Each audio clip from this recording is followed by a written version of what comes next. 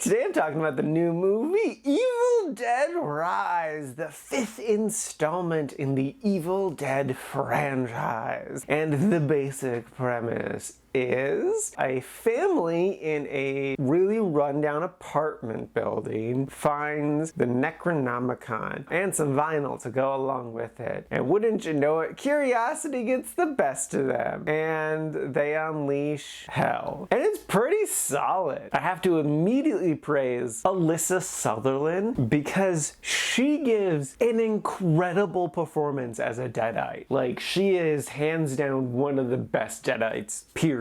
Like, the way she can give a creepy smile just sends shivers down my spine. And she did so great with the body movement and stuff, and just like switching between like being a creepy demon and like, oh, pretending to be a regular person again. And just, she was incredible. She did such a good job of carrying the film from the evil perspective, from the heroic perspective. Lily Sullivan is terrific as the hero. The kids were actually really solid too. I really like the tiny one, but all of them did good, even like the neighbor kids who barely in it. I was impressed with the story about like who was allowed to die. That was fun. There were a lot of really good kills, a lot of good like gross out moments, and there was also a lot of blood in the end. I remember thinking to myself, there's been blood in this movie, but not a lot of blood. And then literally right after I thought that, the next scene, if you've seen the movie, is the elevator scene. But for those who haven't seen the movie, like literally the next 20 minutes is just an absurd amount of blood, but in a good way. And just as a quick aside with blood, they did a little thing that I really liked, and that's a lot of horror movies are good about like fresh blood looking wet, but they're not always good about letting blood dry. In this movie, there was like 2 minutes where there wasn't any more raining blood, and in those 2 minutes they let the blood dry on their face, and it looked really, really good. But then more blood had to rain down. Even though I do like this movie a lot, it's not a really liked for me, and what brought it down a bit is that I honestly just wasn't scared. There were no moments that got to me. For all of its faults, the previous Evil Dead film from 2013 legit got me several times. Like, that movie very much so frustrates me for other reasons I won't go into, but it nailed the creepy horror stuff. And like, this does do a good job of being creepy and having great graphic things, but it just didn't scare me ever, and that's what I needed. I needed to be afraid. And I will say too, that even though I wasn't afraid, there was a couple next to me that definitely was, and they were like clenching to each other for dear life the entire movie, and I thought that was hilarious. So, I mean, it could just be me as a jaded film snob that's why I didn't get scared. So yeah, take that as you will, that it might actually be scary for you, and that's good if it does get to you. But don't get me wrong, it's still quite liked, so it's basically a 4 out of 5 for me. I just wanted a little bit more fear. So, would I recommend it? Totally.